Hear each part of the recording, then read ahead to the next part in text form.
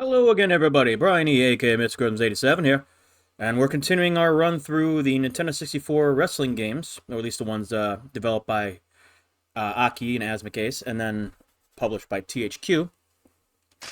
We started with WCW vs. nWo World Tour, and now we're playing the sequel to the game, WCW nWo Revenge.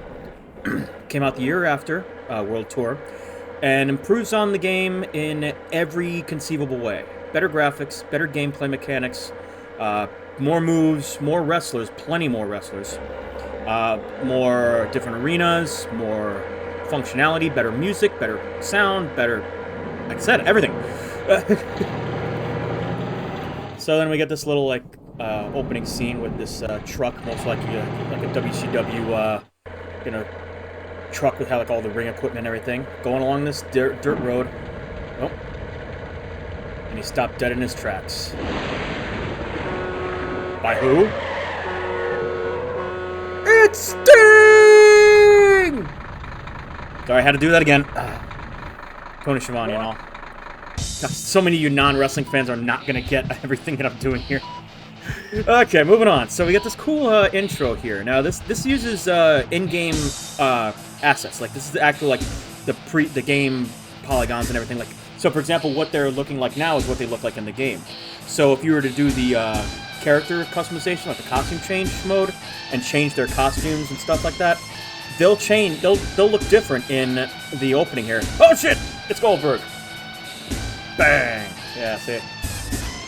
This kind of like opening is what gets people amped up for these kind of games, and especially when you're in 1998, when you're like 10 years old, you're just about to become a teenager, you're just getting like revved up for watching wrestling and play wrestling with your friends out out in the schoolyard or out in the park, even though they told you not to try this at home. You said fuck that, I'm doing it anyway. Yep, so you get this whole thing of like the feuding between WCW and the New World Order, which continued back in, started back in 1996 when the nWo was formed, and has continued even now, and would continue even into like 1999, what have you. Like I said, so many names in this game, so many people who were like at the top of their game in the late 90s. A handful of these guys would find their way over to the WWF sooner or later. Okay, enough of that. Let's go. So, here's the main menu. Now, as again, looks better, sounds better than World Tour. So, we got a good feeling for this one. There's the costume change. This is where you can go in. You can, look at everyone's attires. Everyone has 4 attires, and you can customize them to whatever you'd like. For example, I could put Hogan in. Let's see. How about? Oh, look at that, Bret Hart stuff.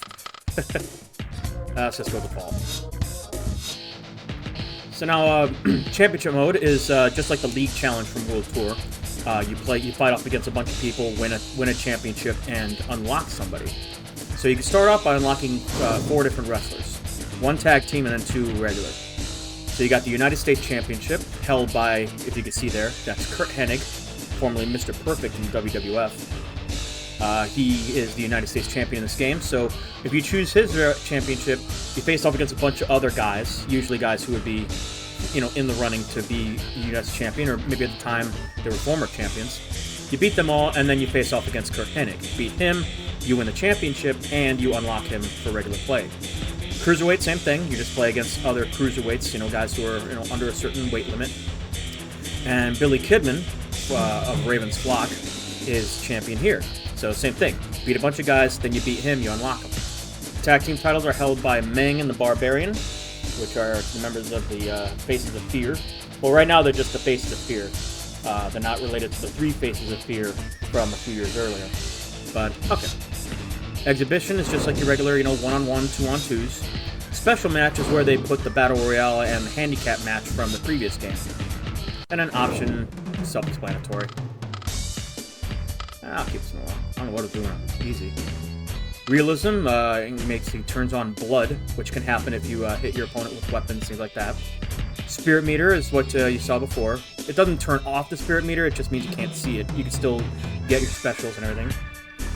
Referee, it puts a cartoon version of WCW referee Randy Anderson. He pops up and like when he does the count, things like that.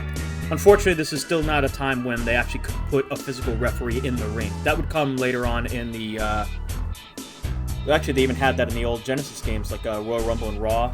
But it would come back in later games, like the SmackDown versus Raw games and things like that. Well, more specifically, games like SmackDown. I want to say Just Bring It, or was it Shut Your Mouth? They finally put in a referee. Oh, replay is during the match. If you do like a super move, or at the end of a match, it'll replay certain moments. Music, self-explanatory. Stereo or mono for your sound. Okay, let's go for it. Let's do what we did before. We'll do an exhibition and then probably like a team battle or something. All right. So as you can see, you have actual arenas based off of their pay-per-views. Starrcade is their main pay-per-view that runs in December, and is basically their version of WWE's WrestleMania. Halloween Havoc is a classic one. Bash at the Beach, another one. Super Brawl, sold out, and then of course Monday Nitro. Let's put it on Nitro. Let's go. All right, let's see what we got. So already you can see the roster is a lot of carryover from the first game. So you got Norton, you got Buff, you got Scott Steiner, you got Rick Steiner, who is over in WCW, still in WCW territory. Hollywood Hogan, the Giant, in his last WCW game before going to the WWF. You got Bryan Adams. Formerly Crush in WWF. Scott Hall, Scott Norton.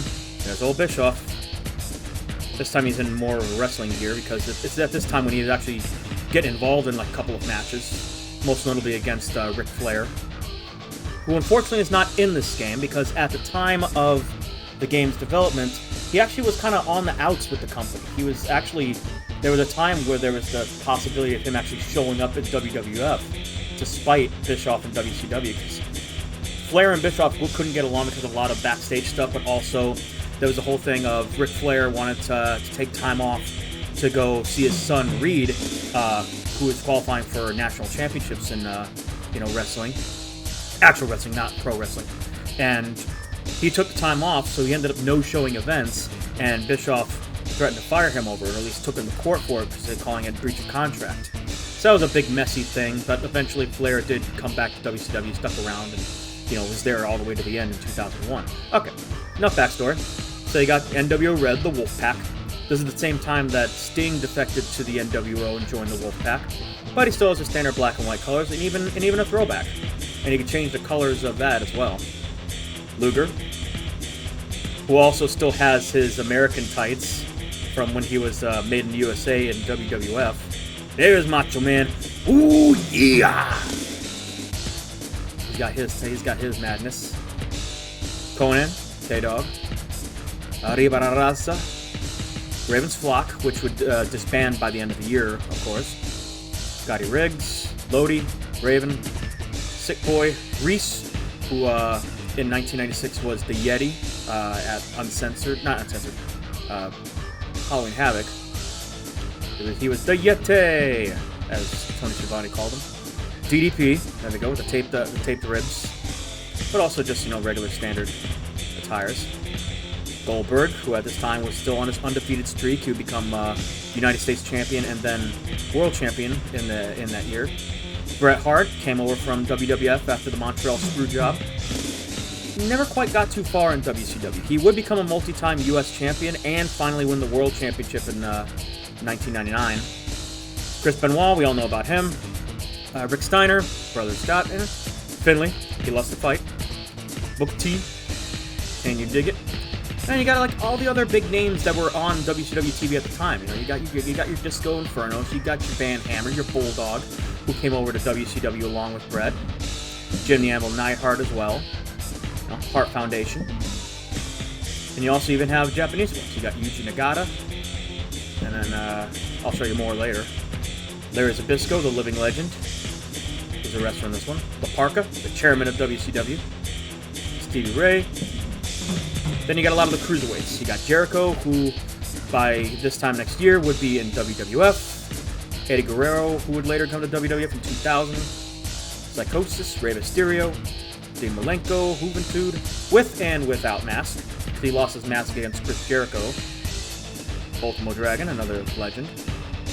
Chavo, Eddie Guerrero's nephew. Alex Wright, Das Wunderkind. Saturday Night Fever, baby. Rest in Bios. Alright, and then you get, once again, you get some fictional characters, and then some based off of real guys. But again, just like them, you couldn't use the actual names.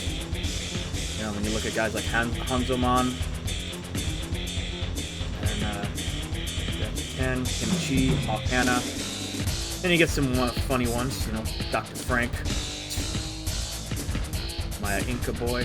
Okay, well, that's the roster, and like I said, there are some people to unlock. All right, but let's start with good old Macho. Macho Man take on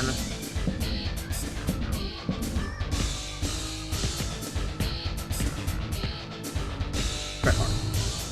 Here we go. Alright, time limit. No count out. No DQ, which means no disqualification. Interference. This is the first game where someone could come down to the ring and help you out, or even fight you. Alright, let's go.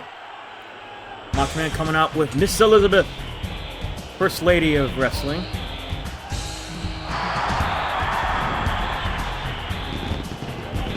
You get the pyro and you get this whole thing. And you even walk down to the ring. Yeah.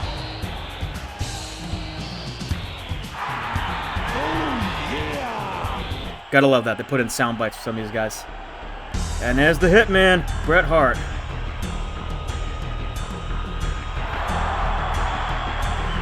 Part of the legendary Hart family, along with his brother, the late Owen Hart. And also, Bruce and who's the other? Teddy. I think Teddy. Or someone. Bruce, I know, was one of them. Okay. There we go. Ah. See? There we go. Little cartoon referee pops up in the corner. So as you can see, graphics and the controls are very similar, like how it looks and how it plays, but it's more refined. Like the controls are, it's easier to do moves, and there's more moves to do.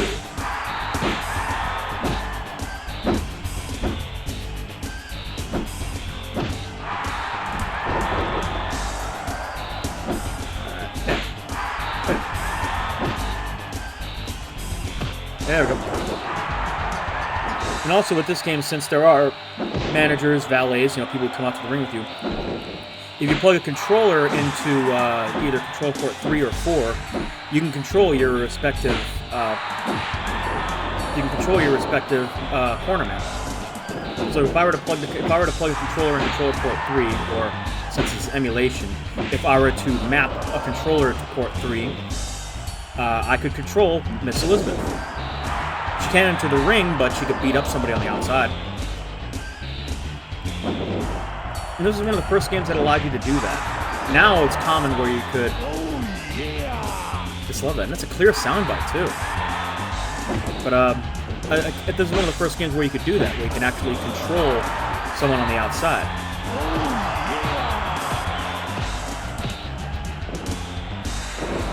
Nowadays, you can have a manager in almost any match on like the latest WWE game. And even now, they finally brought back a special guest referee mode for 2K24. They've had that in a few different wrestling games over the years. Yep, there's your replay where it just plays the same thing you just did two more times. Alright, come on. And, yep. I apologize if it's a little, like, stuttering, because I was trying to change the settings on my emulator, and, like, cause before, like, it was, like, lagging, like, at the character select screen. Like, I couldn't even get past that without tearing my hair out. So, and believe me, I still have a lot of hair, so. We'll see how it goes on the playback. Yep, there's that stalling vertical. And drop down. Check your head.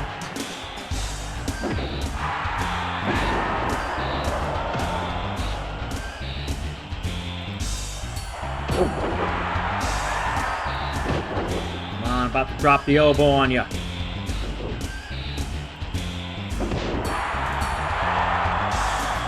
There we go. Rally the crowd. Ha ha ha ha. Missed. Ow. First we start off with a good old punch combo.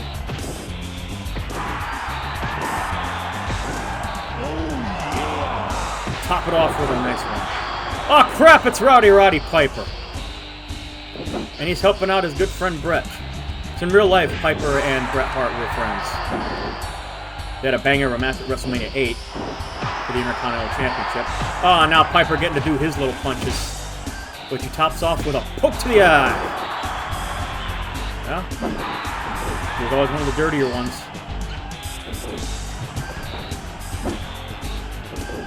So now you can definitely tell there's a little bit of lag in here.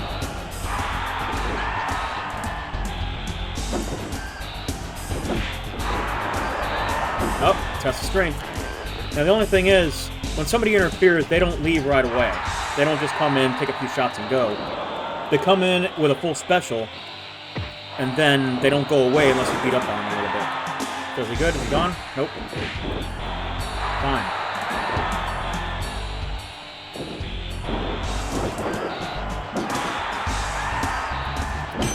Yeah! Now you know how it feels, asshole. And it feels some more. Okay, good. Now he's good. Wait, no, he's not. Yeah, he is. Okay. No, he's not. Get out of here, you Piper bastard. Yeah.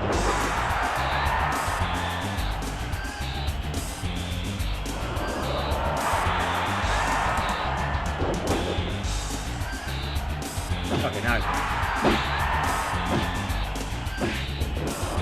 So now he's going to hang out on the outside for a while. Well, for the rest of the match.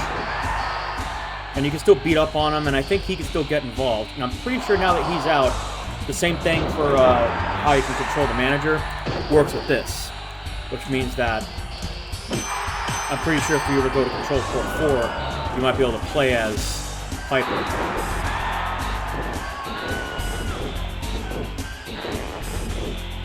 Took the life out of ya.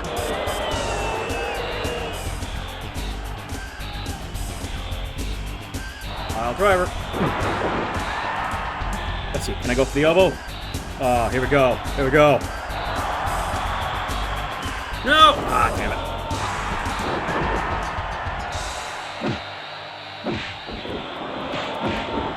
Oh, I love that. He does a little clap and then the running elbow. That's cool. Very, very reminiscent of the good old days of kayfabe. Okay, can I at least get the... Yeah, that'll work. I'll take that double axe handle.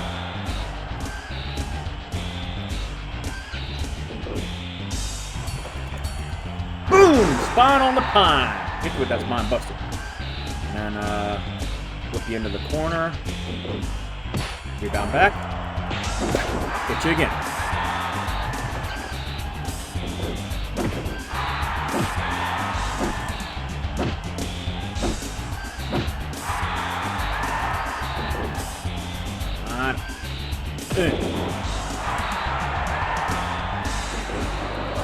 The old camel clutch.